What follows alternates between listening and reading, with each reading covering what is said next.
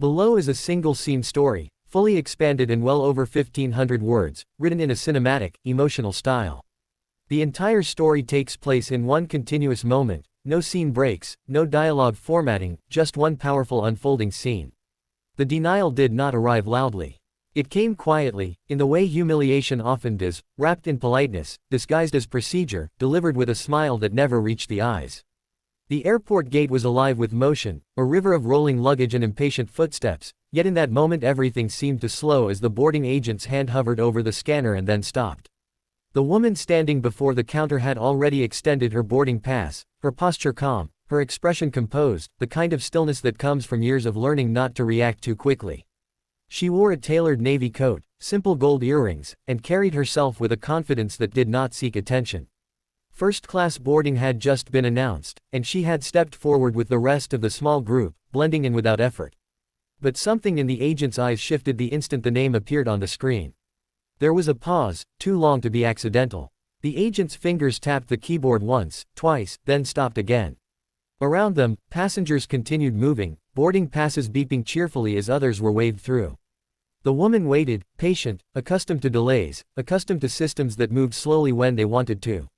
The agent finally looked up, her smile tightened, and she gestured slightly to the side, indicating that the woman should wait. No explanation was offered, no apology, just a subtle redirection, as if this were the most natural thing in the world. Minutes passed. The first-class line thinned. A man in a wrinkled blazer was waved through without hesitation. Another passenger laughed with the agent, exchanging small talk, then disappeared down the jet bridge.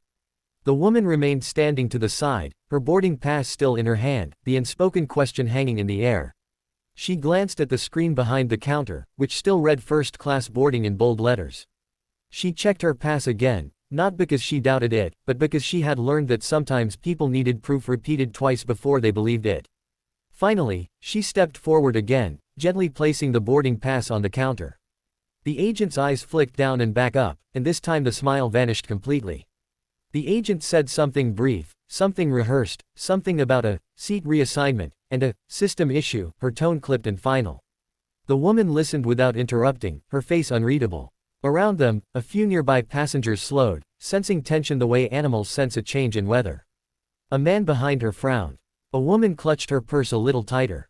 The agent slid the boarding pass back across the counter, not meeting the woman's eyes. The implication was clear: step aside, you do not belong here. The woman did not raise her voice. She did not argue. She simply stood there, absorbing the weight of the moment, the familiar sting of being quietly told no, of being reminded that credentials and tickets and achievements sometimes mattered less than perception. She could feel the heat rising in her chest, not anger exactly, but something heavier, the exhaustion of having seen this before. She stepped aside once more, this time fully out of the boarding lane, and watched as the final first-class passengers were waved through.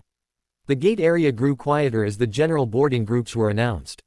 People glanced at her, some with curiosity, some with discomfort, some with indifference. She felt invisible and hyper-visible all at once, standing there with a first-class ticket that suddenly seemed theoretical. What no one around her knew, what the agent certainly did not know, was that this woman had spent her life mastering moments like this. She had learned early that power did not always announce itself, that the most influential people in a room were often the quietest. She had built a career not on loud declarations but on precision, on preparation, on knowing exactly when to act. The airport noise washed over her as she reached into her coat pocket and withdrew her phone, her movements unhurried. She did not rush. Rushing would suggest desperation, and she was not desperate. She scrolled calmly, thumb moving with practiced ease, and selected a contact saved simply under a first name. The phone rang once, then twice, then connected. She did not step away. She did not lower her voice. She spoke softly, efficiently, relaying facts without embellishment: the flight number, the gate, the boarding issue. Her expression remained composed, but her eyes were sharp now, focused. Whatever was being said on the other end caused her to nod once, slowly, as if confirming something she already knew. As she ended the call, the agent glanced up briefly, irritation flickering across her face at the sight of the woman still standing there. The general boarding announcement echoed overhead. A line began to form again, longer this time, messier. The woman remained exactly where she was, just to the side of the counter, neither obstructing nor retreating. She was waiting. The change came subtly at first. A supervisor approached the gate, her stride brisk, her expression serious. She leaned in toward the agent, speaking quietly but firmly, her eyes flicking between the screen and the woman standing nearby. The agent's posture stiffened. Her fingers hovered over the keyboard again, this time moving faster, more urgently. The supervisor straightened and turned fully toward the woman, her face now carefully neutral, professional. The surrounding passengers sensed a shift. Conversations paused. A few people leaned slightly closer, pretending to adjust bags or check phones while listening. The woman met the supervisor's gaze evenly, offering no smile, no challenge, just presence. The supervisor gestured toward the counter, indicating that the woman should step forward. She did, placing her boarding pass down once more, the same piece of paper that had been dismissed minutes earlier now treated with new respect. The supervisor scanned the pass herself. Her expression changed, not dramatically, but enough. A subtle tightening around the eyes, a brief inhale. She glanced at the agent, then back at the woman. Something unspoken passed between them, a recalibration of assumptions. The supervisor nodded once, then turned to the agent and said something that caused the agent's face to flush, color rising quickly up her neck. The agent reprinted something, hands shaking just slightly, and slid a new boarding document across the counter. This time, it was accompanied by an apology, delivered stiffly, as if forced through clenched teeth.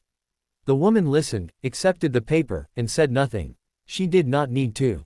The balance of power in the space had shifted so completely that words were unnecessary. But the moment was not finished. The supervisor did not leave. Instead, she stood there, addressing the agent again, this time with a firmness that could not be mistaken. Other staff members had begun to notice, gathering subtly, pretending to busy themselves nearby. The woman stood quietly as the conversation unfolded around her, the airport hum continuing as if nothing extraordinary were happening, even as something very important was.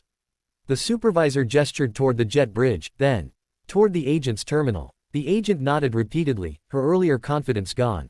The supervisor then turned back to the woman, her tone now careful, respectful, offering assurances that went beyond the seat itself. The woman acknowledged them with a slight nod. She did not gloat. She did not smile. Vindication, for her, was not about triumph, it was about correction. As she finally walked down the jet bridge, first-class boarding long finished, the space seemed different. A few passengers avoided her gaze. Others watched her with something like awe. One woman offered a small, approving smile.